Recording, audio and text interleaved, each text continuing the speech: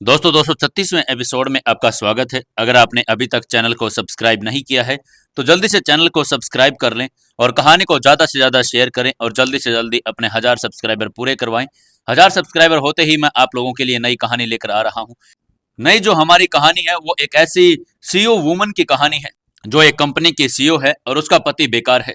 बहुत ही इंटरेस्टिंग कहानी है, आपको बहुत ही मजा आएगा, इसलिए जल्दी से जल्दी 1000 सब्सक्राइबर पूरे करवा दीजिए और मैं आपके लिए जल्दी ही नई कहानी लेकर आ रहा हूँ। चलिए शुरू करते हैं आज की कहानी। टीना और युवराज की शादी की तैयारियां चल रही थी। टीना डॉक्टर से जाली रिपोर्ट बनवा कर ले आई थी और काव्या ने उसकी रिपोर्ट देखकर उसको बेड रेस्ट करने के लिए कह दिया था। 2 दिन बाद टीना और युवराज की शादी तय हो गई थी। आदित्य और शिवानी एक जख्मी लड़की को ग्वालियर के पास एक छोटे से गांव से ले आए थे। उस लड़की का नाम राधिका था। राधिका को कुछ भी याद नहीं था। वो लोग मुंबई उसे लेकर आ गए थे और इसी बीच मुकुल सिंघानिया ने समीर सिकंदर के साथ मिलकर सिंघानिया ग्रुप पर हमला कर दिया था। सर्दियों की हल्की हल्की ठंडी हवा में भी युवराज के मन में गुस्से की आग धधक रही थी। उसकी गहरी आंखों में एक अलग सी चमक थी जो किसी तूफान से कम नहीं लग रही थी। वो अपने ऑफिस में बैठा हुआ था जब उसे खबर मिली कि सिंघानिया ग्रुप के मजदूरों ने हड़ताल कर दी है। उसके माथे पर बल पड़ गई और उसे समझ आ गया कि ये पीछे मेहता और वर्मा का हाथ था। लेकिन गहराई से सोचने पर उसके समझ में ये भी आया कि इसके पीछे असली खिलाड़ी मुकुल सिंघानिया ही हो सकता है। युवराज की मुट्ठियां भींच गई, उसका चेहरा गुस्से से तमतमा गया। उसने तुरंत इंटरकॉम उठाया और सख्त आवाज में बोला, मेहता और वर्मा को मेरे कैबिन में बुलाओ, अभी के अभी। कुछ ही देर में मेहता और वर्मा उसके सामने खड़े हो गए थे। उन दोनों के चेहरे पर हल्की मुस्कान थी लेकिन उनकी आंखों में एक चालाकी भी झलक रही थी। दोनों को देखकर युवराज हल्के से मुस्कुराया और अपनी गंभीर आवाज में बोला, आइए मिस्टर मेहता और मिस्टर वर्मा, प्लीज बैठिए। दोनों बिना कुछ बोले सामने ही बैठ गए। युवराज ने एक मोटी फाइल उनके सामने रख दी। आप लोग हैरान मत होइए, मैंने यहाँ आपको एक बहुत जरूरी बात पर चर्चा करने के लिए बुलाया है, उसने कहा। मेहता और वर्मा ने जो ही फाइल खोली उनकी आंखें फटी की फटी रह गई। यह फाइल सिंघानिया ग्रुप के उन 10% शेयर की थी जो 20 साल पहले उनके नाम कर दिए गए थे। वो दोनों हैरान थे क्योंकि उन्हें इस बारे में कोई जानकारी नहीं थी। उन्होंने एक दूसरे की तरफ देखा, फिर प्रश्न भरी नजरों से युवराज की ओर देखा। युवराज ने एक झटके में टेबल पर हाथ मारा और गरजते हुए बोला, आप दोनों ने कभी नहीं सोचा कि आपके परिवार इतने आलीशान जिंदगी कैसे जी रहे हैं। आपके बच्चे विदेशों में पढ़ाई कैसे कर रहे हैं, आपके घर का खर्चा कैसे चल रहा है। यह सब इन 10% शेयर के मुनाफे से होता है और जब आप अपने ही शेयर बेच रहे हैं तो कैसे चलाएंगे अपना घर। मेहता और वर्मा इस बात पर अवाक हो गए। वो सोच में पड़ गए कि ऐसा कैसे हो सकता है, वो अपने शेयर कैसे बेच सकते हैं और जब वे इसके बारे में जानते ही नहीं थे। कुछ देर की चुप्पी के बाद अचानक दोनों को यह घटना याद आई। वो चौंकते हुए बोले, ये मुकुल सिंघानिया का काम है। हमें तो ये तक नहीं पता कि हमारे नाम में शेयर थे, हम इन्हें नहीं बेच सकते थे। मुकुल ने हमसे कुछ टाइम पहले कुछ पेपर साइन करवा लिए थे, जरूर इसके पीछे वही साजिश कर रहा है। यह सुनकर युवराज का गुस्सा और भी भड़क गया। उन्होंने घूरते हुए कहा, आप लोग ऐसे बात कर रहे हैं जैसे आप मासूम बच्चे हैं। मुकुल ने जबरदस्ती आपसे साइन करवा लिया हो। जब आप साइन कर रहे थे तब आपको यह नहीं दिखा कि आप क्या साइन कर रहे हैं। तब तो आपको बस सिंघानिया ग्रुप को बर्बाद करने की जल्दी थी। अब जब सच्चाई सामने आई है तो पूरा इल्जाम मुकुल पर डाल रहे हो। युवराज की बातों ने उन्हें झकझोर कर रख दिया। उनके चेहरे पर शर्म आ गई थी और वे इस समय खुद को बहुत बड़ा मूर्ख महसूस कर रहे थे। लेकिन अब पछताने से क्या होता। मुकुल सिंघानिया ने उन्हें धोखा दे दिया था और वे उसके जाल में फंस चुके थे। युवराज ने गहरी सांस ली और अपनी कुर्सी से उठ खड़ा हुआ। उसकी आंखों में एक ठोस संकल्प था, अब मैं मुकुल सिंघानिया को उसका असली चेहरा दिखाऊंगा। उसने जो किया है उसका अंजाम उसे भुगतना ही पड़ेगा, उसने कहा। सिंघानिया ग्रुप के हेड ऑफिस में माहौल तनावपूर्ण बन गया था। हजारों मजदूर बाहर नारेबाजी कर रहे थे जबकि अंदर युवराज सिंघानिया अपने ऑफिस में कड़ा फैसला लेने के लिए तैयार बैठा था। वो अभी भी इस मामले पर मेहता और वर्मा से बात ही कर रहा था। तभी उसके ऑफिस में लेबर यूनियन के नेता अचानक उसके कैबिन में आ घुसे। उनके चेहरे पर गर्व और अहंकार था, मानो वे इस कंपनी के मालिक हो। युवराज ने उन्हें बैठने का इशारा किया और मेहता और वर्मा को किनारे खड़ा रहने को कहा। नेता अपनी बेहूदगी मांगे गिनाने लगे। युवराज जी, अब जरूरी फैसला लेने का समय आ गया है। हमारी मांगे मान लीजिए वरना यह हड़ताल और भी लंबी चलेगी। युवराज को समझ में आ गया था कि ये सभी मुकुल के मोहरे हैं। युवराज ने अपने तेज और कड़क अंदाज में कहा, पहले यह बताओ कि तुम लोग सच में अपने अधिकारों के लिए लड़ रहे हो या कि फिर किसी और के इशारे पर तमाशा कर रहे हो। एक नेता ने व्यंग्यात्मक हंसी के साथ जवाब दिया, हम मजदूरों की भलाई के लिए लड़ रहे हैं। आप मालिक लोग हमेशा हमें दबाने की कोशिश करते हैं। हमारी सैलरी बढ़ानी होगी आपको, काम के घंटे कम करने होंगे और मजदूर को बोनस भी देना होगा। युवराज ने एक तीखी नजर उसके चेहरे पर डाली। सैलरी बढ़ानी होगी, काम के घंटे भी कम करने होंगे और बोनस भी चाहिए। उसने अपने दोनों हाथों को क्रॉस किया और एक सर्द मुस्कान के साथ बोला, क्या तुम लोगों को पता है कि तुम्हारी इस हड़ताल का असली फायदा किसे हो रहा है? यूनियन लीडर्स में एक दूसरे को देखा, लेकिन कोई कुछ नहीं बोला।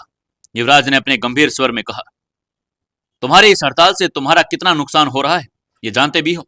अभी तक फैक्ट्री का प्रोडक्शन बंद है, तुम्हारी सैलरी रुकी हुई है और अगले कुछ दिनों में तुम रोज के पैसों को भी तरस जाओगे।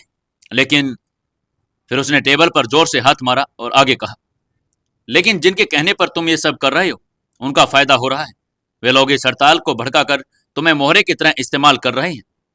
यूनियन लीडर्स ने गुस्से में जवाब दिया, आप हमें बेवकूफ समझ रहे हैं, हम अपने लिए लड़ रहे हैं, किसी के इशारे पर नहीं।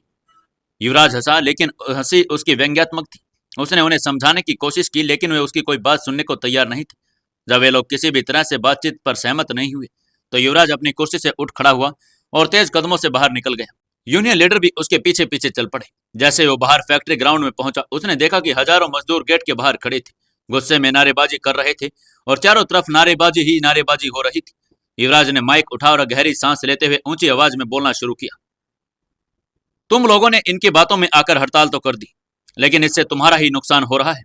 काम ठप है और फैक्ट्री का उत्पादन बंद है, तुम्हारी दिहाड़ी भी नहीं मिल रही, लेकिन तुम्हें पता है कि इन नेताओं का क्या फायदा हो रहा है?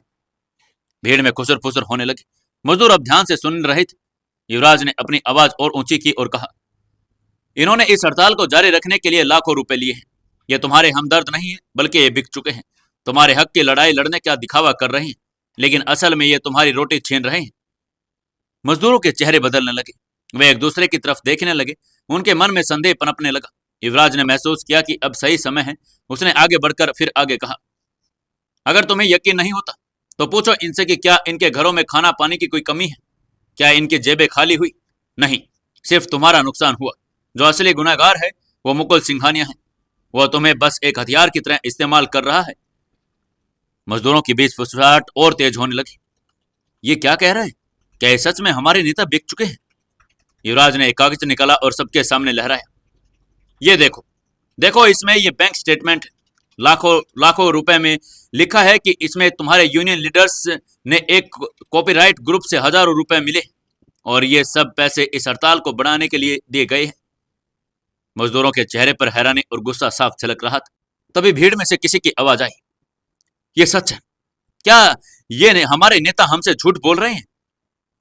युवराज ने एक और कागज निकाला और आगे कहा, इस पेपर में सबूत है। इन नेताओं ने हमारे ही कंपनी के खिलाफ झूठे केस फाइल किए ताकि हम प्रोडक्शन रोक दें और हमारी जगह दूसरी कंपनियां फायदा उठा लें। अब मजदूर गुस्से में भरने लगे थे। उन्होंने अपने नेताओं को घेर लिया। मजदूर अब पूरी तरह से नेताओं के खिलाफ हो चुके थे। भीड़ में से एक मजदूर ने आगे बढ़ा और गुस्से में बोला, हमसे झूठ बोलकर हमारी रोजी रोटी छीनने वाले तुम होते कौन हो? एक और मजदूर आगे आया और उसने भी कहा, हमारे बच्चों के पेट पर लात मारकर तुमने लाखों रुपए लिए, अब यह हड़ताल खत्म होगी। युवराज ने नेताओं की तरफ देखा और कहा, अब बताओ क्या कहना है, कबूल करना चाहते हो या नहीं? यूनियन लीडर्स घबरा गए। वे मजदूरों की बढ़ती भीड़ को देखकर पसीना पसीना हो रहे थे। तभी उनमें से एक ने घबराते हुए कहा, हमें हमें मजबूर किया गया था, हमें धमकियां दी गई थी। लेकिन मजदूरों की भीड़ अब किसी को बहाने को मानने के लिए तैयार नहीं थी। हमें धोखा देने वालों को हम बख्शेंगे नहीं, वो ये बोल बोल कर आगे बढ़ रहे थे। गुस्से में मजदूरों ने नेताओं को घेर लिया और उन्हें धक्का मारकर बाहर निकाल लिया। युवराज ने एक गहरी सांस ली और कहा, दोस्तों, सिंघानिया ग्रुप तुम्हारा घर है। तुम्हारी सैलरी, तुम्हारा बोनस, सुविधा पर सब काम किया जाएगा, लेकिन तुम्हें भी अपनी कंपनी का साथ देना होगा। भीड़ में से एक मजदूर ने कहा, हमें माफ कर दो साहब, हमें साजिश का पता नहीं था। युवराज ने सिर हिलाया और कहा, गलती करने वालों से ज्यादा बड़ा गुनाहगार होता है जो गलती से कुछ सीखता नहीं। इस बार धोखा खाए हो, अगली बार सतर्क रहना। मजदूरों ने तालियों की गड़गड़ाहट के साथ युवराज का समर्थन किया और हड़ताल खत्म करने का ऐलान कर दिया। युवराज को पता था कि वो जीत की ओर बढ़ रहा है। फैक्ट्री में मजदूरों की हड़ताल का मामला सुलझाने के बाद वो अपने कैबिन की ओर आ रहा था। तभी उसके जेब में रखा फोन फिर से बज गया। उसने जब फोन निकाला तो स्क्रीन पर नैतिक का नाम आ गया था। नैतिक, जो कि कंपनी का सबसे भरोसेमंद और ईमानदार डायरेक्टर था, बिना वजह कभी फोन नहीं करता था। नैतिक इस वक्त फोन क्यों कर रहा था? युवराज को अंदेशा हुआ कि कुछ गंभीर मामला लग रहा है। उसने बिना देरी किए फोन उठाया। हाँ नैतिक, क्या हुआ? सब ठीक तो है? दूसरी ओर से नैतिक की घबराई हुई आवाज आई। युवराज सर, हमें बहुत बड़ा धोखा मिला है। हमारे सामने एक और बहुत बड़ी समस्या आ गई है। कंपनी के डायरेक्टर ने हमसे गद्दारी की है। युवराज का चेहरा गंभीर हो गया। उसकी आंखों में एक अलग ही शक्ति आ गई। कौन कौन है वो और क्या किया है उसने? नैतिक ने गहरी सांस ली और कहा, सर, हमारी कंपनी का डायरेक्टर खन्ना ग्रुप से मिल चुका है। वो उनसे किकबैक ले रहा है और जानबूझकर हमारी शिपमेंट में देरी करवा रहा है। युवराज ने अपनी मुट्ठियां भींच ली। उनकी भौहें तन गई और माथा इंस्टेंटली ठनका। उसने तेज आवाज में पूछा, क्या मतलब? साफ साफ बताओ, शिपमेंट में देरी करवाकर वो क्या हासिल कर रहा है? अब ये क्या नया मामला आ गया था? क्या होगा आगे? क्या युवराज की शादी और टीना की शादी हो पाएगी या फिर कुछ और ही हो जाएगा? क्या युवराज का बिजनेस सही तरीके से चल पाएगा? जानने के लिए जुड़े रहिए अपनी इस कहानी बेमानी मोहब्बत के साथ। दोस्तों, 237वें एपिसोड में आपका स्वागत है। चलिए शुरू करते हैं कहानी। युवराज के पास नैतिक का कॉल आया और नैतिक ने बताया कि कंपनी का डायरेक्टर खन्ना ग्रुप के साथ मिल गया है और वो उनको नुकसान पहुंचा रहा है। उसके बाद नैतिक ने गहरी सांस ली और फिर कहना शुरू किया, हमारी कंपनी की ज्यादातर शिपमेंट जानबूझकर लेट की जा रही है। इसका नतीजा ये हो रहा है कि हमारे पुराने और वफादार ग्राहक भी मजबूरी में दूसरी कंपनियों, खासकर खन्ना ग्रुप से माल खरीद रहे हैं। इस वजह से हमारे गोदामों में अनगिनत स्टॉक जमा होता जा रहा है और हमें करोड़ों का नुकसान हो रहा है। युवराज अब पूरी तरह से गुस्से में आ चुका था। इसके लिए बाहर से दुश्मनों से लड़ना आसान था, लेकिन जब अपने ही लोग गद्दारी करें तो तकलीफ ज्यादा होती है। उसने गुस्से में मुट्ठी भींच ली। लेकिन कौन है ये गद्दार? कौन है? उसका नाम बताओ मुझे। नैतिक कुछ पल के लिए चुप रहा, फिर धीमी आवाज में बोला, सर, वो कोई और नहीं बल्कि अविनाश सूद ही है। यह सुनते ही युवराज की आंखों भड़क उठी। उसको जैसे ही किसी ने जोर से झटका दे दिया हो। अविनाश, जिसे कंपनी में सालों से एक काबिल और वफादार व्यक्ति समझा जाता था, वह गद्दारी कर रहा था और यह सच पचा पाना बहुत मुश्किल हो रहा था। क्या तुम्हें यकीन है? युवराज ने सख्त आवाज में पूछा। पूरे सबूत है सर मेरे पास। अविनाश खन्ना ग्रुप से मोटी रकम किकबैक के रूप में ले रहा है और उसके बैंक स्टेटमेंट, कॉल रिकॉर्ड्स और कुछ ईमेल्स भी मेरे पास हैं जो साबित करते हैं कि वो कंपनी को अंदर ही अंदर खोखला कर रहा है। युवराज के दिमाग में अब कोई संदेह नहीं बचा था। उसने तुरंत कहा, मुझे सब कुछ भेजो और किसी को कानो कानो खबर मत होने देना कि इसके बारे में हमें पता चल गया है। ठीक है सर, मैं सब कुछ आपके पास भेज रहा हूं, लेकिन युवराज, हमें जल्द ही कुछ करना होगा, नहीं तो नुकसान और बढ़ जाएगा। नैतिक की आवाज में चिंता साफ झलक रही थी। उसकी फिक्र मत करो, इस बारे में मैं खुद देख लूंगा, युवराज ने दृढ़ता से कहा और फोन काट दिया। उसकी आंखें अब ठंडी और खतरनाक हो चुकी थी। अविनाश ने जो किया था उसके लिए उसे कीमत चुकानी ही पड़ेगी। अब यह सिर्फ बिजनेस की लड़ाई नहीं, ये युवराज के आत्मसम्मान और कंपनी के अस्तित्व की लड़ाई थी। वो अपने कैबिन में गया और कुर्सी पर बैठते ही अपने शातिर दिमाग में प्लान बनाना शुरू कर दिया। एक बार वो पूरी तैयारी के साथ तैयार होना चाहता था। अविनाश को उसकी गद्दारी की सजा देने का समय आ गया था। युवराज ने कोई देर नहीं की और उसने तुरंत इंटरकॉम उठाया और अपनी सेक्रेटरी से कहा, अविनाश सूद को अभी के अभी इसी वक्त मेरे कमरे में बुलाओ। सेक्रेटरी ने हामी भरी और फोन रख दिया। युवराज ने अपनी कुर्सी पर बैठते हुए अपना लैपटॉप खोला और कंपनी के लेटेस्ट शिपमेंट रिपोर्ट देखने लगा। जैसा कि नैतिक ने कहा था, लगभग 60% शिपमेंट समय पर नहीं पहुंची थी, जिससे कंपनी को बड़ा घाटा हुआ था। तो ये खेल खेल रहा है अविनाश। कुछ ही देर में अविनाश सूद उसके कैबिन में आ गया। युवराज सर, आपने मुझे बुलाया। युवराज ने बिना ऊपर देखे उसकी तरफ फाइल फेंकी और कहा, इसे देखो और बताओ कि ये क्या है। अविनाश ने फाइल उठाई और पढ़ने लगा। वो जितना आगे बढ़ता गया उसके माथे पर पसीना आता गया। ये तो वो बड़बड़ा रहा था। उससे पहले ही युवराज ने अपनी सीट से उठते हुए कहा, ये वो सबूत है जो ये साबित करते हैं कि तूने खन्ना ग्रुप से पैसे लिए और हमारी शिपमेंट में देरी करवाई, हमारी कंपनी को करोड़ों का नुकसान करवाया और हमारे ग्राहक खन्ना ग्रुप के पास चले गए। अविनाश घबराने लगा। नहीं नहीं सर, ये गलतफहमी है, मुझ पर विश्वास कीजिए और मैं तो आपका सबसे वफादार इंसान रहा हूं। मैंने कोई भी गलती नहीं की। ये कोई और ही आपको भड़काने की कोशिश कर रहा है। अविनाश इससे आगे और कुछ बोल पाता उससे पहले ही युवराज ने टेबल पर जोर से हाथ मारा और गुस्से में गरजते हुए बोला, विश्वास, तूने गद्दारी की और अब मुझे विश्वास की उम्मीद करता है। तूने कितने में बेचा खुद को? बता, कितना मिला तुझे? अविनाश सहम गया, लेकिन उसने अब तक बहाने बनाने की कोशिश जारी रखी। सर, मैं तो बस लेकिन युवराज ने उसे बोलने का मौका नहीं दिया। युवराज ने गहरी सांस ली और अपने गुस्से पर काबू पाया। फोन उठाकर सिक्योरिटी को कॉल किया। अभी के अभी इसी वक्त अविनाश सूद को कंपनी से बाहर निकालो। अविनाश ने गिड़गिड़ाते हुए कहा, सर सर प्लीज एक मौका दीजिए, मैंने गलती कर दी लेकिन मैं सुधार सकता हूं। युवराज ने उसे घृणा भरी नजरों से देखा और कहा, जो अपने ही घर में आग लगाने की साजिश करे उसे माफी नहीं सजा मिलती है। तभी दो सिक्योरिटी गार्ड्स आए और उन्होंने अविनाश को घसीटते हुए बाहर निकालना शुरू कर दिया। युवराज ने नैतिक को फोन मिलाया और कहा, अविनाश अब कंपनी में नहीं रहा, अब इस समस्या को हल करना ही होगा। युवराज के कैबिन में गहरी खामोशी छा गई थी। एक कोने में मेहता और वर्मा सिर झुकाए बैठे थे और उनके चेहरे पर गहरा पछतावा और शर्मिंदगी झलक रही थी। उनके हाथ उनके गोद में जकड़े हुए थे और माथे पर पसीने की बूंदें टपक रही थी। उन्होंने कभी नहीं सोचा कि गुस्से और लालच में आकर वे इतनी बड़ी गलती कर बैठेंगे।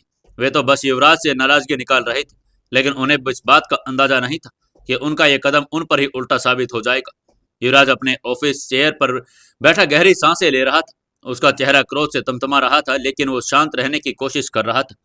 वो जानता था कि गुस्से में फैसला लेना खतरनाक हो सकता है, लेकिन मुकुल के खिलाफ ये लड़ाई अब जरूरी ही थी। कुछ देर की खामोशी के बाद युवराज ने अपनी गहरी और ठंडी आवाज में कहा, मेहता अंकल और वर्मा अंकल, अब पछताने से कुछ नहीं होगा। आपने अपने गुस्से में हमारी कंपनी का और खुद का बहुत बड़ा नुकसान करवा लिया है, लेकिन अब हमें इसे ठीक करना होगा। मेहता और वर्मा ने सिर उठाया। उनकी आंखों में पछतावा, डर और शर्म थी। मेहता ने कांपती आवाज में कहा, युवराज बेटा, हमें माफ कर दो। हमें समझ नहीं आया कि हम क्या कर रहे थे। हमें लगा कि हम सही कर रहे हैं, लेकिन युवराज ने एक गहरी नजर उन पर डाली और गंभीर स्वर में कहा, आप दोनों को अब एक ही तरीका बचा सकता है इस गलती को सुधारने का। मुझे मुकुल के खिलाफ सारे सबूत देने होंगे। मेहता और वर्मा की आंखें एक पल के लिए डर उभर आए। मुकुल वो इंसान था जो अपने दुश्मन को छोड़ता नहीं था। अगर उन्होंने उसके खिलाफ कोई गवाही दिया उन्हें बर्बाद कर देगा, लेकिन अब उनके पास कोई और दूसरा विकल्प भी नहीं बचा था। वह वर्मा ने गहरी सांस ली और कहा, युवराज, हमारे पास कुछ डॉक्यूमेंट्स हैं जो साबित कर सकते हैं कि मुकुल ने हमारी कंपनी के स्टॉक्स में छेड़छाड़ की है। वो हमें ब्लैकमेल कर रहा था और उसने हमें धोखा में रखकर हमारे शेयर बेच दिए। मेहता ने भी सहमति में सिर हिलाया और कहा, हाँ हाँ बेटा, हमारे पास कुछ बैंक ट्रांसफर के रिकॉर्ड भी हैं जिनसे साबित होता है कि मुकुल ने खन्ना ग्रुप और बाहरी कंपनियों से पैसे लिए हमारी कंपनी को डुबोने के लिए। युवराज की आंखों में चमक आ गई। यही चाहिए था मुझे। अब हमें मुकुल को उसके जाल में फंसाना होगा। वो अपने सीट से उठकर टेबल पर झुक गया और एक रणनीति बनाते हुए बोला। मेहता और वर्मा ने हैरानी से उसकी ओर देखा। कैसे कैसे बेटा? युवराज के चेहरे पर हल्की मुस्कान आ गई, लेकिन उसकी आंखों में बदले की आग जल रही थी। मुकुल को लगता है कि वो सबसे होशियार है, लेकिन अब हम उसकी ही चाल को उसके खिलाफ इस्तेमाल करेंगे। युवराज ने टेबल पर मुकुल के खिलाफ सबूतों की फाइल रखी और कहा, हम मुकुल के पूरे नेटवर्क को तोड़ देंगे, उसके हर आदमी को अलग करेंगे, उसकी कंपनियों को नुकसान पहुंचाएंगे और सबसे बड़ी बात, हम उसके सबसे बड़े राज को दुनिया के सामने लाएंगे। मेहता ने उत्सुकता से पूछा, लेकिन कैसे करेंगे बेटा? युवराज ने गहरी सांस ली और एक पेपर को टेबल पर रखते हुए कहा, मेहता अंकल, मुकुल ने जो अवैध डील्स की है वह सब इस फाइल में है। हमें बस उसे लालच देना है, उसे ऐसा महसूस करवाना है कि वो जीत रहा है, और जब वो पूरी तरह से फंस जाएगा तो वर्मा ने पूछा। युवराज ने खतरनाक मुस्कान के साथ कहा, तो हम उसे खत्म कर देंगे। तीनों प्लानिंग बना चुके थे कि किस तरीके से मुकुल को बर्बाद करना है, लेकिन दूसरी तरफ मुकुल अपने एक सीक्रेट लोकेशन पर बैठा शराब पी रहा था। उसके इर्द गिर्द विदेशी लड़कियां थी और खुद को एक अजय बादशाह समझ रहा था, लेकिन उसे अंदाजा भी नहीं था कि उसकी बर्बादी की घड़ी नजदीक आ चुकी थी। तभी उसका फोन बजा। हेलो। दूसरी तरफ से एक अजनबी आवाज आई, मुकुल सिंघानिया, तुम्हें लगता है कि तुम अजय हो, लेकिन तुम्हारा खेल खत्म हो चुका है। मुकुल एकदम से चौंक गया। उसने इधर उधर देखा, लेकिन कमरे में सिर्फ उसकी पार्टी चल रही थी। कौन कौन बोल रहा है? सामने से आवाज आई। तुम्हारे ये लोग अब तुम्हारे खिलाफ हो चुके हैं। वो सबूत जो तुमने छिपाए थे अब विराज के पास है, और बहुत जल्द तुम्हारी हार भी तुम्हारे दरवाजे पर होगी। मुकुल का चेहरा फीका पड़ गया। उसके हाथ में रखा शराब का गिलास नीचे गिरकर चकनाचूर हो गया। नहीं नहीं, ये नहीं हो सकता। लेकिन उसे अंदाजा नहीं था कि यह सच था। उसने जल्दी से फोन उठाया और समीर सिकंदर को कॉल मिलाया। समीर, कुछ गड़बड़ी हो गई है, हमें कुछ करना होगा। दूसरी तरफ से कोई जवाब नहीं आया। समीर, अब उसे समझ आ गया था कि वो अकेला पड़ चुका था। उधर टीना के दिल में भी कुछ और ही चल रहा था। टीना अपने कमरे में अकेली बैठी थी और खिड़की के बाहर झांक रही थी। वो उसकी आंखों में एक अजीब सी बेचैनी और असंतोष था। ये कैसी शादी हो रही है? इतनी साधारण शादी, न कोई बड़ा जश्न न कोई पार्टी। मैं सिंघानी हाउस की बहू बनने जा रही हूँ और मेरी शादी एक साधारण समारोह की तरह होगी। ये कैसे हो सकता है? नहीं, नहीं, मैं ये नहीं होने दूंगी। उसके मन में कई योजनाएं चल रही थी। वो जानती थी कि अगर वो सही तरीके से अपना खेल खेले तो युवराज को पूरी दुनिया पर राज करेगी। लेकिन क्या यह उसकी साजिश का पर्दाफाश हो जाएगा? दूसरी तरफ सिंधु और बिंदु की हरकतों को काफी समय से उसकी गौर कर रही थी। कुछ तो गड़बड़ है बिंदु, सिंधु ने धीरे से कहा। हाँ सिंधु, टीना के चेहरे पर खुशी से ज्यादा चालाकी दिख रही है। वो खुश नहीं लग रही, बल्कि ऐसा लग रहा है जैसे कुछ छिपा रही हो। बिंदु ने बात सुनकर सिंधु भी गहरी सोच में पड़ गई। हमें सच जानना ही होगा बिंदु। अगर ये टीना वाकई में हमारे सीनियर के लिए सही नहीं है तो हमें ये शादी रोकनी होगी। बिंदु ने तेजी से सिर हिलाया। लेकिन हम क्या कर सकते हैं सिंधु? हमारे पास तो कोई सबूत भी नहीं है। सिंधु की आंखें चमक उठी। हमें हॉस्पिटल जाना होगा जहां टीना का मेडिकल चेकअप हुआ है। अगर वहां कोई सबूत मिल गया तो हो सकता है कि हम उसका पर्दाफाश कर जाएं। बिंदु की आंखें चमक उठी। हाँ सिंधु, हमें निकलना होगा इससे पहले कि बहुत देर हो जाए। दोस्तों, क्या लगता है आपको? क्या सिंधु और बिंदु सबूत इकट्ठा कर पाएंगे? क्या टीना का पर्दाफाश हो जाएगा या फिर टीना की शादी हो जाएगी? जानने के लिए जुड़े रहिए अपनी इस कहानी बेमानी मोहब्बत के साथ। दोस्तों, कहानी को ज्यादा से ज्यादा शेयर करें, कमेंट करें और वीडियो को लाइक जरूर करें। दोस्तों 38वें एपिसोड में आपका स्वागत है। चलिए शुरू करते हैं कहानी। सिंधु और बिंदु ने प्लानिंग की कि वो हॉस्पिटल जाएंगे। इसी बीच सिंधु और बिंदु तेजी से अपने कमरे में गई और चुपचाप निकलने की तैयारियां करने लगी। बिंदु ने हल्के नीले रंग की शाल ओढ़ी थी जिससे वो किसी को पहचान में न आए। सिंधु ने गहरे रंग की चादर ली और अपने चेहरे पर नकाब की तरह डाल ली। अब हमें कोई पहचान नहीं पाएगा, सिंधु ने बिंदु से कहा। दोनों धीरे धीरे घर के बाहर निकली, ये सुनिश्चित करते हुए कि कोई उन्हें देख न ले। घर के बाहर निकलते हुए एक कैब में बैठी और जल्दी से सिटी हॉस्पिटल की तरफ रवाना हो गई। कैब में बैठते ही उनके दिल जोरों से धड़कने लगे। बिंदु ने घबराते हुए कहा, अगर टीना को कुछ पता चल गया तो? सिंधु ने गहरी सांस ली और कहा, अगर हम अभी भी डर गए तो हमारे सीनियर की जिंदगी खराब हो जाएगी। हमें सच का पता लगाना ही होगा। कैब की खिड़की से बाहर देखते हुए बिंदु के दिमाग में पुरानी यादें घूमने लगी। बिंदु ने कहा, टीना हमेशा से चालाक थी, लेकिन वो इतनी चालाक निकलेगी ये हमने कभी नहीं सोचा। अगर वाकई में इसकी कोई चाल है तो हमें उसे बेनकाब करना होगा। सिंधु ने बिंदु के हाथ पर हाथ रखा और कहा, हमें इस बार बहुत समझदारी से काम लेना होगा। अगर हमें जरा भी शक हुआ कि वो बड़ा धोखा दे रही है तो हमें सीनियर और गुरु माँ को सब बताना होगा। बिंदु ने धीरे से सिर हिलाया और कहा, हाँ बस यही उम्मीद है कि हम सच तक पहुंच जाएं और इससे पहले कि कुछ देर ना हो जाए। बातें करते करते उन्हें कब पता ही नहीं चला कि वो सिटी हॉस्पिटल के गेट पर आ गए थे। जब गाड़ी सिटी हॉस्पिटल के गेट पर रुकी तो दोनों बहनों ने दिल तेजी से एक दूसरे के धड़कता हुआ देखा। उन्होंने गहरी सांस ली, बिना समय गवाए हॉस्पिटल के अंदर चली गई। उधर टीना के चेहरे पर खुशी के बजाय एक अजीब सी बेचैनी थी। वो अपने कमरे में बैठी थी और फोन की स्क्रीन को लगातार घूर रही थी। उसके चेहरे पर हल्की मुस्कान थी, लेकिन उसकी आंखों में कोई अजीब सा डर झलक रहा था। क्या होगा अगर मेरी साजिश पकड़ी गई तो? उसने खुद से कहा। फिर उसके चेहरे पर एक शातिर मुस्कान फैल गई। नहीं, नहीं, मुझे कोई नहीं पकड़ सकता, मैं बहुत चालाक हूं। उसने अपने बालों को सही किया और शीशे के सामने खड़ी होकर खुद को निहारने लगी। युवराज को अब मुझसे शादी करनी ही होगी, चाहे कुछ भी हो जाए। उसने गहरी सांस ली और खुद को आश्वस्त किया कि उसका प्लान बिल्कुल सही चल रहा है। पूरे सिंघानी हाउस में शादी की तैयारियां जोरों पर थी। पूरे घर में रंग बिरंगे फूलों और झिलमिलाती लाइटों को सजाया जा रहा था। नौकर चाकर इधर उधर भाग रहे थे और घर के बड़े बुजुर्ग शादी की रस्मों की तैयारियों में व्यस्त थे। दूसरी तरफ जैसे ही सिंधु और बिंदु हॉस्पिटल के अंदर आई, एंट्री गेट पर ही सिंधु की टक्कर एक लड़की से हो गई। सिंधु ने झटपट खुद को संभाला और बिना देखे ही कह दिया, आई एम सॉरी, वो मेरा ध्यान। लेकिन जैसे ही उसकी नजर उस लड़की पर गई, वो कुछ पल के लिए स्तब्ध रह गई। उसके दिल की धड़कनें एक पल के लिए ठहर गई। सामने एक लड़की खड़ी थी जिसके पूरे चेहरे पर पट्टियां लिपटी हुई थी। उसकी आंखें दर्द और पीड़ा में डूबी हुई नजर आ रही थी, मानो उसकी आत्मा तक घायल हो रही हो। सिंधु को अनायास ही एक अजीब सा एहसास हुआ। उसकी बात अधूरी रह गई। उसने गौर से उस लड़की को देखा, तभी उसकी नजर शिवानी पर पड़ी। शिवानी को देखते ही उसकी आंखों में पहचान की चमक आ गई।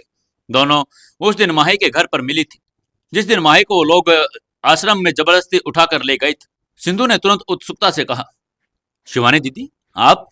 ये लड़की आपके साथ कौन है? ये सिंधु की नजर अब उस लड़की पर जम गई थी। न जाने क्यों उसे वो लड़की जानी पहचानी सी लग रही थी। उसका चेहरा पूरी तरह से पट्टियों से ढका हुआ था, लेकिन फिर भी सिंधु को ऐसा महसूस हो रहा था जैसे उसने उसको पहले कहीं देखा हो। बिंदु को भी एक अजीब सा खिंचाव महसूस हो रहा था। वो समझ नहीं पा रही थी कि ऐसा क्यों हो रहा है। वो बस उस लड़की को टकटकी देखकर लगातार देखी जा रही थी। तभी शिवानी की आवाज ने दोनों को उनकी सोच से बाहर निकाल दी।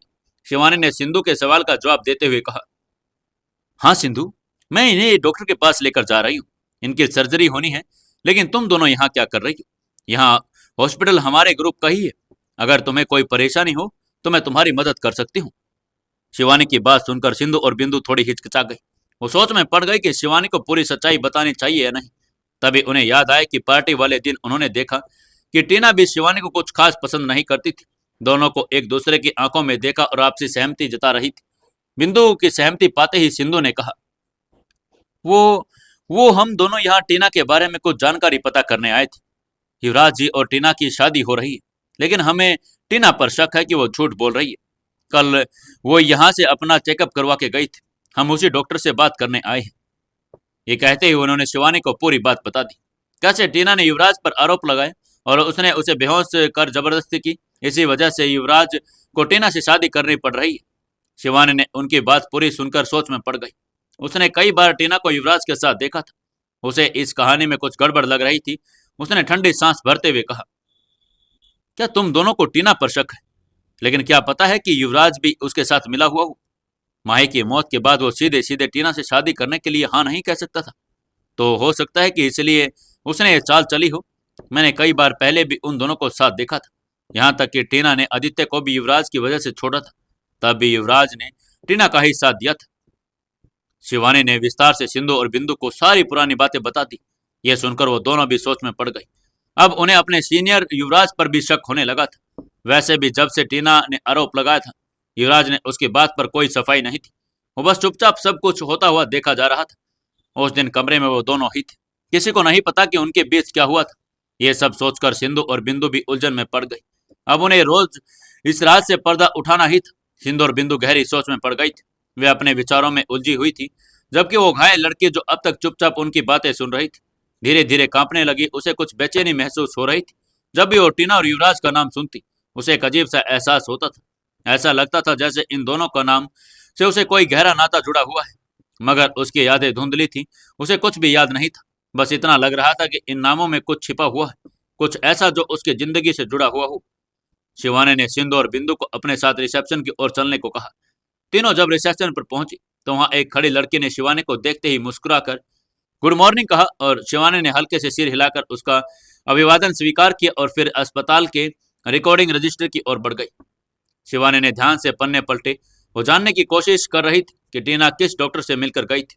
कुछ ही मिनटों में उसे जवाब मिल गया, डॉक्टर पांधी। ये जानकर उसने बिना देर किए सिंधु और बिंदु को इशारे से बुलाया और डॉक्टर पांधी उसने बुदबुदाते हुए कहा और फिर उसने सिंधु बिंदु की ओर देखा। चलो हमें उनसे बात करनी होगी। बिंदु ने सहमति जताई। चलो देखते हैं वो हमें क्या बताते हैं। जब तीनों कमरे में पहुंचे तो उन्होंने गंभीरता से उनकी ओर देखा। डॉक्टर पांधी का कैबिन सफेद रंग की दीवारों और हल्की रोशनी से भरा हुआ था। अंदर एक बड़ी लकड़ी की मेज रखी हुई थी जिस पर ढेर सारे फाइलें बिखरी हुई थी। डॉक्टर पांडे एक अनुभवी डॉक्टर थे। अंदर का एक अधेड़ उम्र के आदमी को अपने सीट पर बैठे ही देखा था और चेहरे पर झाइयां, माथे पर हल्की झुर्रियां और आंखों में गहरी चतुराई। डॉक्टर पाथी एक सीनियर डॉक्टर थे और उनकी आंखों पर गोल चश्मा था, चेहरा गंभीर। ये बताइए कैसे आना हुआ? उन्होंने तीनों को बैठने का इशारा करते हुए पूछा। शिवानी ने सीधे मुद्दे पर आते हुए कहा, डॉक्टर हम टीना के बारे में जानना चाहते हैं। वो कल यहाँ चेकअप करवाने आई थी। हम जानना चाहते हैं कि उसकी रिपोर्ट में क्या था। डॉक्टर पांडे ने उसकी ओर नजर डाली और फिर गहरी सांस लेते हुए कहा, देखिए मैं मरीज की गोपनीयता बनाए रखने के लिए बाध्य हूँ। मुझे खेद है, लेकिन मैं पेशेंट की जानकारी साझा नहीं कर सकता। सिंधु झुंझला गई। डॉक्टर हमें सिर्फ ये जानना है कि क्या उसने सच कहा था, क्या वो वाकई में प्रेग्नेंट है? डॉक्टर पांडे ने लंबी सांस ली और कहा, देखिए मैं किसी की पर्सनल रिपोर्ट के बारे में बात नहीं कर सकता, लेकिन इतना कह सकता हूँ कि उसकी रिपोर्ट कहती है कि वो प्रेग्नेंट हो सकती है, तो उसके साथ जबरदस्ती हुई है। बिंदु ने चौंक कर कहा, लेकिन ये रिपोर्ट टीना की ही बात दोहरा रही है। इसका मतलब क्या ये नहीं हो सकता कि रिपोर्ट बदली गई हो? डॉक्टर पांडे का चेहरा तनाव में आ गया। देखिए मैं कुछ भी गलत नहीं कर रहा। मैंने वही कहा जो सच है। डॉक्टर की बात सुनकर सिंधु और बिंदु के चेहरे पर चिंता की लकीरें खिंच गई। क्या सच में टीना के साथ ऐसा कुछ हुआ था या सिर्फ एक साजिश थी? उनकी आंखों में सवाल ही सवाल थे। डॉक्टर पांथे के जवाब ने उन्हें कोई ठबोस स्रोत नहीं मिला और वे जानती थी कि सच्चाई तक पहुंचने के लिए उन्हें और गहराई से मामले की पड़ताल करनी पड़ेगी। इसी बीच वो घायल लड़की जो अब तक चुपचाप खड़ी थी, उसकी बेचैनी और बढ़ती जा रही थी। उसे लग रहा था कि इन नामों से उसका कोई अतीत जुड़ा हुआ है, मगर उसकी यादें धुंधली थी। उसे आंखों में एक अनकहा दर्द था, जैसे वो किसी की भूली बिसरी कहानी का हिस्सा हो और जो अब तक उसके दिमाग में वापस आने की कोशिश कर रही हो। क्या होगा अब आगे? क्या उसकी याददाश्त वापस आएगी? कौन है ये लड़की? क्या उससे पहले ही टीना की शादी युवराज से हो जाएगी? जानने के लिए जुड़े रहिए अपनी इस कहानी बेमानी मोहब्बत के साथ। दोस्तों 239वें एपिसोड में आपका स्वागत है। चलिए शुरू करते हैं कहानी। डॉक्टर पांडे ने उन तीनों की नजरों को देखा। उसे ऐसा लग रहा था कि कहीं उसका राज भी उनके सामने ना आ जाए। उसने उन तीनों को विश्वास दिलाने के लिए फाइल उठाई और उसकी तरफ देखते ही कहना शुरू कर दिया, टीना सच कह रही है, उसके साथ जबरदस्ती हुई है और उसकी प्रेगनेंसी की संभावनाएं 100% है। ये सुनकर सिंधु और बिंदु सन रह गई। क्या? ये उन दोनों की आंखों में एक दूसरे को देखा। लेकिन हमें यकीन है कि टीना झूठ बोल रही है, सिंधु ने जोर देकर कहा। डॉक्टर पांडे ने सिर झुका लिया, लेकिन उनका चेहरा अभी भी भाव शून्य था। मुझे खेद है, लेकिन ये सच है। शिवानी को लगा कि कुछ तो गड़बड़ है। डॉक्टर पांडे का स्वर, उनकी आंखों की हलचल, ये सब कुछ ठीक नहीं लग रहा था, लेकिन वो कर भी क्या सकती थी। डॉक्टर पांडे का शब्द सुनकर जख्मी लड़के के सिर में फिर से एक हल्की सी चुभन हुई। उन्होंने कहा, टीना प्रेगनेंसी, क्या जिक्र है? तो लड़की की कुछ धुंधली छवियां याद आने लगी। एक कमरा, किसी का चेहरा, रंग बिरंगी लाइट। लेकिन जैसे ही उसने कुछ और याद करने की कोशिश की, उसके सिर में भयानक दर्द उठा। उसने जल्दी से अपना सिर को पकड़ लिया। शिवानी ने उसे सहारा दिया और चिंतित स्वर में पूछा, क्या हुआ? राधिका ने कांपते हुए कहा, मुझे नहीं पता। जब भी मैं टीना और युवराज का नाम सुनती हूँ, मुझे अजीब महसूस होता है, जैसे मुझे उनसे कोई गहरा रिश्ता लग रहा हो, लेकिन मैं कुछ भी याद नहीं कर पा रही। सिंधु और बिंदु की नजरें आपस में मिली। क्या ये लड़की टीना को पहले से जानती है? डॉक्टर के पांडे की बातें उन तीनों को विश्वास नहीं हो रहा था। हम सही रास्ते पर हैं, लेकिन हमें अभी और भी सबूत जुटाने होंगे, शिवानी ने कहा। सिंधु ने गहरी सांस ली और कहा, हमें इस रिपोर्ट की सच्चाई किसी भी हालत में पता करनी ही होगी, लेकिन कैसे? टीना जो भी कह रही है, उसके पीछे बहुत बड़ी साजिश है। हमें जल्द से असली सच का पता लगाना ही होगा, सिंधु ने सोचते हुए कहा। ऐसे बीच और दूसरी तरफ शहर की गगनचुंबी इमारतों के बीच एक ऊंची बिल्डिंग के 35वें मंजिल पर स्थित सिंघानिया ग्रुप के हेड ऑफिस का माहौल हमेशा की तरह सख्त और पेशेवर था। बड़े बड़े शीशे की दीवारों में शहर की जगमगाती रोशनी अंदर आ रही थी, लेकिन अंदर बैठे लोगों की आंखों में एक समय केवल सत्ता और व्यापार का खेल चल रहा था। युवराज एक आरामदायक मगर प्रभावशाली कुर्सी पर बैठा हुआ था। उसकी आंखें कंप्यूटर स्क्रीन पर गड़ी हुई थी और सामने बिजनेस रिपोर्ट्स खोली पड़ी थी। उसके चेहरे पर गंभीरता थी और उसके तेज दिमाग में एक नए समीकरण बनने लगे थे। तभी उसके फोन की स्क्रीन चमकी। उसने कॉल रिसीव किया। दूसरी तरफ से धीमी मगर दृढ़ आवाज आई, सर, हमने पता लगाया है कि मुकुल ने खन्ना ग्रुप के साथ मिलकर सिंघानिया ग्रुप के 10% शेयर खरीदे हैं। युवराज का चेहरा तमतमा उठा। उसकी उंगलियां हल्के हल्के टेबल पर थपथपाने लगी, जो इस बात का संकेत था कि वो गहरी सोच में डूब चुका है। उसके चेहरे पर गुस्से की लकीरें उभर आई थी, लेकिन साथ ही उसकी आंखों में एक शातिर चमक भी आ गई थी। उसने तेजी से अपनी कुर्सी पीछे खींची, उठकर खिड़की के पास गया और नीचे की तरफ देखा। इस शहर में पैसा और ताकत सब कुछ था। जो लोग ताकत को चुनौती देते थे, उन्हें सबक सिखाना जरूरी था। युवराज ने बिना देर किए अपने इंटरकॉम पर नैतिक को बुलाया। नैतिक, मेरे कैबिन में आओ, अभी के अभी। कुछ ही मिनटों में दरवाजा खुला और नैतिक अंदर आया। नैतिक न सिर्फ सिंघानिया ग्रुप का वाइस डायरेक्टर था, बल्कि युवराज का बचपन का दोस्त था। वो हमेशा युवराज के हर कदम का समर्थन करता था और उसके दिमाग की रणनीतियों को बखूबी समझता था। क्या हुआ युवराज सर? नैतिक ने आते ही पूछा।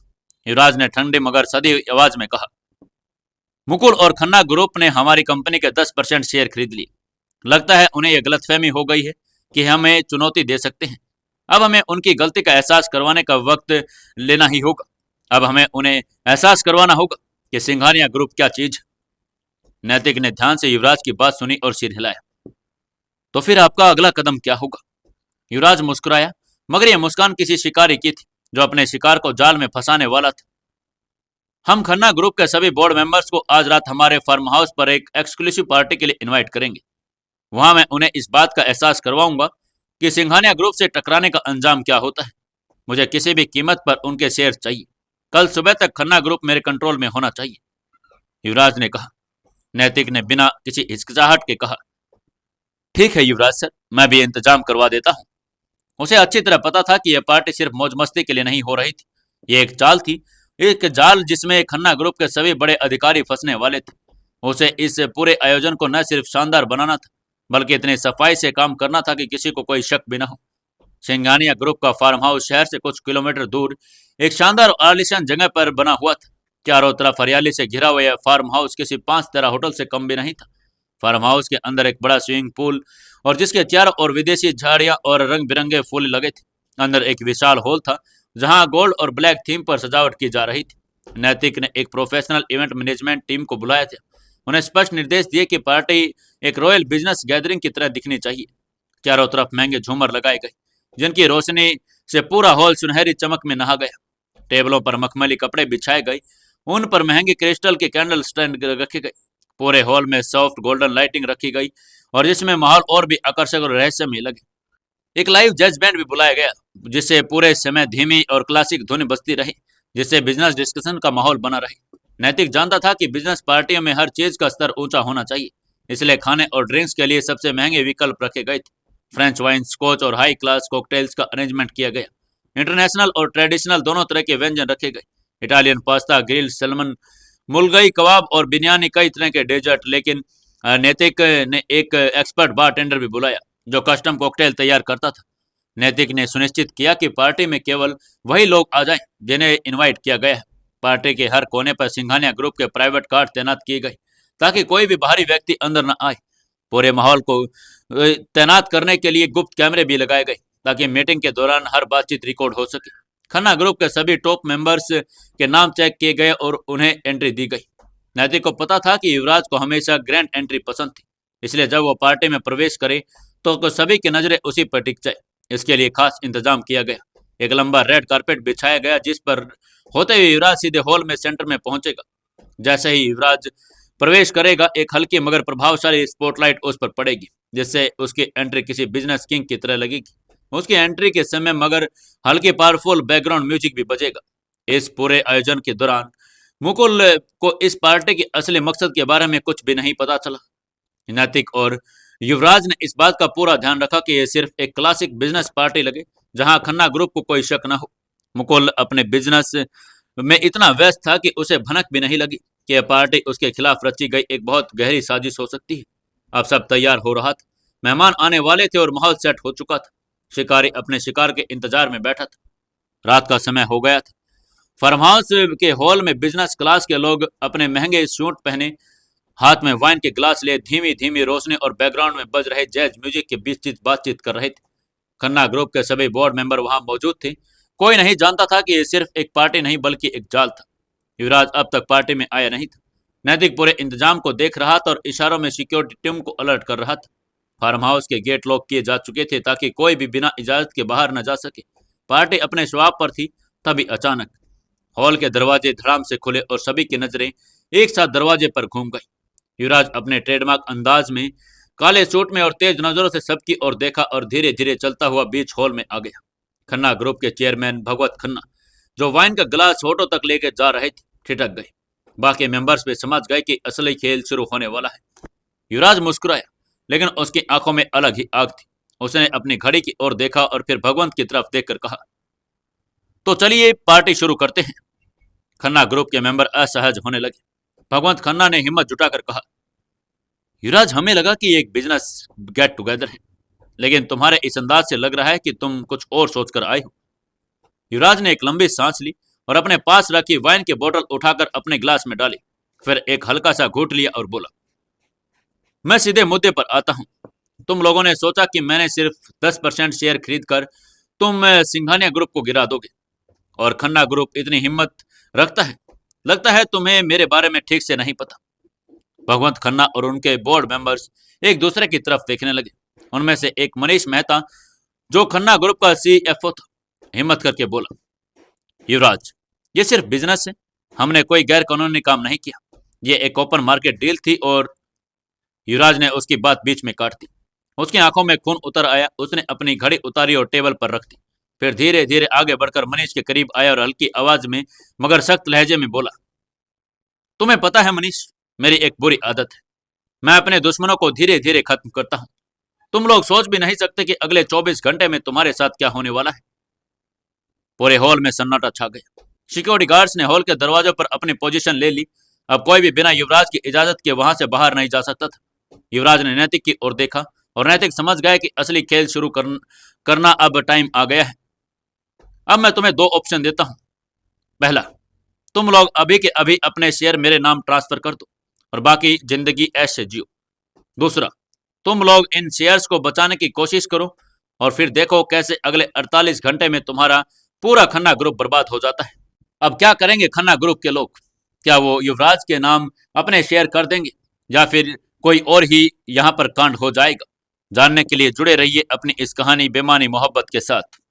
दोस्तों, 240वें एपिसोड में आपका स्वागत है। चलिए शुरू करते हैं कहानी। दोस्तों, अभी तक अगर आपने चैनल को सब्सक्राइब नहीं किया है तो जल्दी से चैनल को सब्सक्राइब कर लें और अपनी कहानी को ज़्यादा से ज़्यादा शेयर करें। जल्दी से 1000 सब्सक्राइबर पूरे करवाने में हमारी मदद करें। 1000 सब्सक्राइबर होते ही मैं आप लोगों के लिए नई कहानी भी लेकर आ रहा हूं, तो जल्दी जल्दी जाइए और चैनल को ज़्यादा से ज़्यादा सब्सक्राइब करवाइए। चलिए शुरू करते हैं कहानी। रात की घड़ी अब आधी रात तक पहुंच गई थी। फार्म हाउस की हवाओं में अब तक जश्न का रंग घुला हुआ था, लेकिन माहौल में एक अजीब सी बेचैनी छाई हुई थी।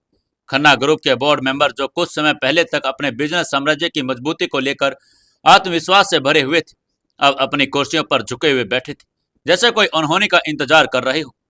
हॉल की लाइट अब धीमी हो चुकी थी और इसी बीच में रखी हुई गोल टेबल पर कुछ जरूरी कागज बिखरे पड़े थे। युवराज अपने हाथ में एक गिलास लिए वहां पर खड़ा था, मगर उसकी आंखें दस्तावेजों पर नहीं बल्कि सामने बैठे भगवंत खन्ना पर टिकी हुई थी।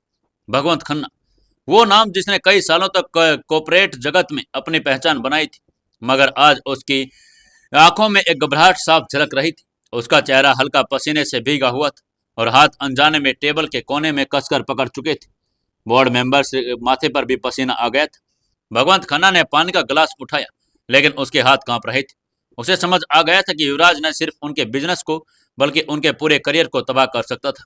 मनीष ने डरते डरते कहा, लेकिन लेकिन इतनी जल्दी शेयर ट्रांसफर करना मुमकिन नहीं है। युवराज हंसा, मगर उसके हंसे में एक ठंडक थी जो हड्डियों तक डर पैदा कर दे। मुमकिन तो सब कुछ होता है मनीष। अगर जान बचाने की बात हो तो इंसान पहाड़ भी हिला सकता है। वैसे भी मैंने सब इंतजाम कर लिया है, लीगल डॉक्यूमेंट्स भी तैयार हैं, बस तुम्हारे साइन चाहिए। भगवत खन्ना ने युवराज की आंखों में देखा। वो समझ चुका था कि अब और कोई रास्ता भी नहीं बचा है उनके पास। उसने मजबूरी में अपने बोर्ड मेंबर्स की तरफ देखा और धीरे धीरे सिर हिलाया। एक एक करके सभी मेंबर्स ने डॉक्यूमेंट्स पर साइन कर दी। जैसे ही आखिरी साइन हुआ, युवराज ने टेबल पर जोर से मुक्का मारा और मुस्कुराते हुए कहा, बस अब खन्ना ग्रुप भी सिंघानिया ग्रुप का हिस्सा है और तुम लोग अब मेरे मेहमान नहीं, मेरी प्रॉपर्टी हो। भगवंत खन्ना का सफेद चेहरा पड़ गया। वे सब जानते थे कि उन्होंने सब कुछ खो दिया है। युवराज ने नैतिक की ओर देखा और सिर हिलाया। नैतिक समझ गया था कि अब आखिरी वार करने का समय आ गया है। युवराज ने धीरे से गिलास टेबल पर रखा और ठंडे स्वर में कहा, तो भगवंत, बताओ कि आखिर तुम्हें इतना फंड किसने दिया कि तुम हमारे ग्रुप के 10% शेयर खरीद सको। पूरे कमरे में सन्नाटा छा गया। कोई कुछ भी बोलने की हिम्मत नहीं कर रहा था। भगवंत की सांसें तेज हो गई। नैतिक, जो अब तक चुपचाप खड़ा था, धीरे धीरे चलता हुआ युवराज के बगल में आकर खड़ा हो गया। उसने टेबल पर एक कागज उठाया और भगवंत के सामने फेंक दिया। ये लो, देखो इसे, हमें सब पता चल गया है। सिर्फ 10% शेयर खरीदना तुम्हारा असली मकसद था या नहीं? नैतिक की आवाज में एक अजीब सी धार थी। भगवंत की उंगलियां अब टेबल पर हल्के हल्के तबला बजाने लगी थी। वो सोच रहा था कि अब क्या जवाब दे। युवराज ने हल्की मुस्कान के साथ अपनी घड़ी उतारी और टेबल पर रख दी। भगवंत, हम यहाँ बेवकूफ नहीं बैठे। तुमने न सिर्फ हमारे शेयर खरीदे बल्कि हमारे एक डायरेक्टर अविनाश सूद को भी खरीद लिया। आखिर इतना पैसा तुम्हारे पास आया कहां से, हम ये जानना चाहते हैं। भगवंत ने एक गहरी सांस ली। वही जानता था कि ये सच्चाई छुपाने का अब कोई फायदा नहीं था। भगवंत ने अपना गला साफ किया और अपनी कुर्सी पर थोड़ा आगे झुकते हुए कहा, मुझे समीर सिकंदर फंड प्रोवाइड कर रहा था। कमरे में एक पल के लिए बिजली कौंध गई। युवराज की आंखों में चमक थोड़ी और तेज हो गई। वो धीरे से मुस्कुराया, मगर उसकी मुस्कान में अब कोई खुशी नहीं थी। बल्कि एक शिकारी की मुस्कान थी जिसे अपने शिकार की कमजोरी का पता लग गया था। समीर सिकंदर। युवराज ने शब्दों को दोहराया, जैसे वह उन्हें अपने जहन में पूरी तरह उतार लेना चाहता हो। भगवंत ने धीमे से सिर हिलाया और कहा, हाँ वही। उसने ही मुझे फंड दिया, उसने ही अविनाश सूद को संपर्क किया और उसने ही पूरा प्लान बनाया कि कैसे सिंघानिया ग्रुप को धीरे धीरे कमजोर किया जाए। नैतिक ने एक झटके में अपनी जैकेट उतारी और टेबल पर रख दी। उसकी आंखों में गुस्सा था। तो ये सब पहले से प्लान किया गया था? भगवंत ने कोई जवाब नहीं दिया, मगर उसकी आंखें झुकी हुई थी। युवराज अभी भी वही शांत मगर बेहद खतरनाक अंदाज में खड़ा था। उसने अपने टाई को हल्का सा ढीला किया, फिर अपनी कुर्सी खींचकर भगवंत के सामने ठीक बैठ गया। तुम जानते हो भगवंत, समीर सिकंदर मेरे लिए नया नाम नहीं है। मैंने उससे सालों पहले भी डील की थी और बहुत चालाक इंसान है, मगर तुमसे एक गलती हो गई है। भगवंत ने सिर उठाया और हल्की आवाज में पूछा, कौन सी गलती? युवराज ने हल्का सा झुककर उसके चेहरे के करीब जाकर कहा, तुमने शेर के जबड़े में हाथ डालने की गलती की। इतना कहकर युवराज पीछे हट गया और नैतिक की ओर देखा। अब समय आ गया है कि समीर सिकंदर को उसके ही खेल में हराया जाए। युवराज अब खड़ा हो चुका था। उसका दिमाग पूरी प्लानिंग में लग चुका था।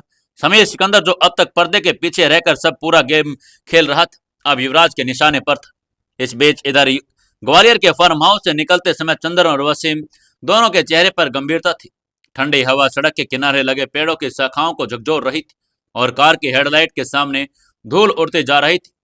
रास्ता लंबा था, मगर दोनों के जहन में एक ही नाम घूम रहा था, राजू यादव।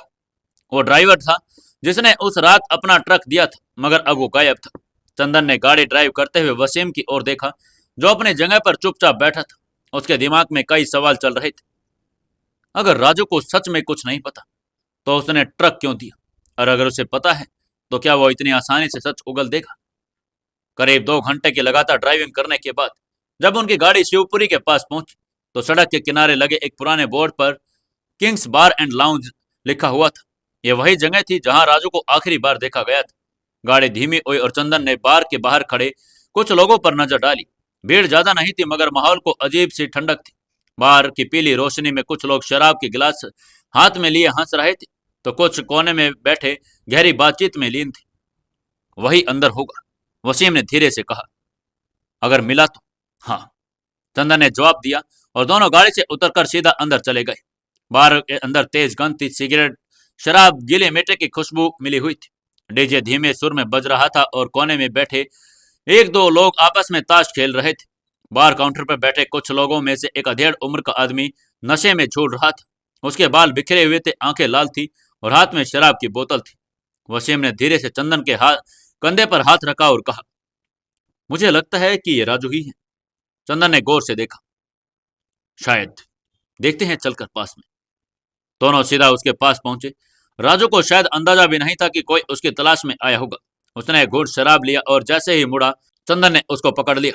राजू ने चौंक कर ऊपर देखा। राजू भाई, बहुत समय से ढूंढ रहे हैं तुम्हें, वसीम ने कहा। उसकी आंखों में हल्की चमक थी। राजू ने जल्दी से नशे को छुपाने के लिए खुद को सीधा करने की कोशिश की, मगर उसकी हालत ऐसी नहीं थी कि वो बच सकता। मैं कौन हो तुम लोग? उसने लड़खड़ाती आवाज में पूछा। चंदा ने बिना कुछ कहे उसकी बोतल एक तरफ रख दी और धीरे से कहा, हम वो लोग हैं जो सच जानने आए हैं। राजू ने इधर उधर देखा। बार में कुछ लोग थे, मगर कोई उनकी बातचीत पर ध्यान नहीं दे रहा था। हम जानते हैं कि उस रात ट्रक तुम्हारा था, चंदन ने सीधे मुद्दे पर आते हुए कहा। राजू के चेहरे पर हल्की हंसी गायब हो गई। वो अपने जगह पर थोड़ा असहज हो गया।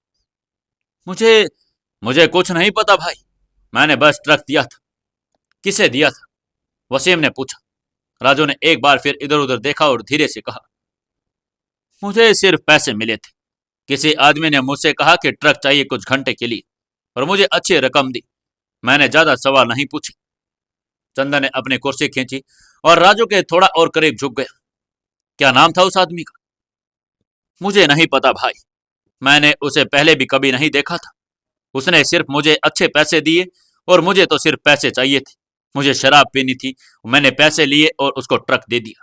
अब मुझे नहीं पता कि वो कौन था और कहां से आया था भाई। वसीम ने गहरी सांस ली और थोड़ा झुककर उसके चेहरे को ध्यान से देखा। तो फिर हमें यह भी बताओ कि ट्रक गया कहां? राजू के माथे पर पसीना आ गया। उसने झट से अपनी जेब से रुमाल निकाला और चेहरा पोंछने लगा। मुझे सच में नहीं पता भाई कि सच में मैंने बस ट्रक दिया था और पैसे लिए। उसके बाद मुझे नहीं पता कि वो लोग ट्रक को लेकर कहाँ चले गए, ना ही मैंने उनसे पूछा। झूठ बोल रहा है तू, चंदन ने गुस्से में बोला। राजू के हाथ कांपने लगे। नहीं भाई, नहीं, मैं सच बोल रहा हूँ। मुझे सिर्फ यही पता था कि मुझे ट्रक देना है, कुछ घंटे बाद वापस लेना है, लेकिन जब मैं ट्रक लेने गया तो वो वहां पर ट्रक था ही नहीं। चंदन और वसीम ने एक दूसरे की तरफ देखा। मामला अब और उलझ चुका था। वसीम ने धीरे से पूछा, तो तुम्हें किसी ब्लैक मर्सिडीज के बारे में कुछ पता है? राजू की आंखों में हल्की उलझन थी। मर्सिडीज? उसने एक पल सोचा, फिर सिर हिला दिया। नहीं भाई, मैंने कोई मर्सिडीज नहीं देखी। जब मैं वापस गया तो वहां पर कुछ भी नहीं था, ना ट्रक थे, ना आदमी थे, और ना ही कोई गाड़ी। अब चंदन और वसीम दोनों सोच में पड़ गए। तो फिर ट्रक गया कहाँ? राजू ने धीरे से जवाब दिया, मुझे मुझे नहीं पता भाई। लेकिन उसके चेहरे पर घबराहट तो बता रही थी कि कुछ तो छुपा रहा है। राजू के जवाबों ने सवाल और बढ़ा दिए थे। ट्रक गायब था, राजू सिर्फ एक मोहरा था, और सबसे बड़ी बात, ब्लैक मर्सिडीज अब तक कोई सुराग नहीं दे पाई थी। चंदन और वसीम अब जान चुके थे कि मामला जितना दिख रहा है उतना उतना ही उससे ज्यादा गहरा है। क्या लगता है दोस्तों आपको, क्या वो सच तक पहुंच पाएंगे? क्या राजू वाकई में कुछ नहीं जानता, या वो इस साजिश का हिस्सा है? और ब्लैक मर्सिडीज का राज क्या है? क्या होगा आगे, जानने के लिए जुड़े रहिए अपनी इस कहानी के साथ। दोस्तों, कहानी को ज्यादा से ज्यादा शेयर करें, कमेंट करें, लाइक करें, और हमें कमेंट करके जरूर बताएं कि कहानी कैसी लग रही है।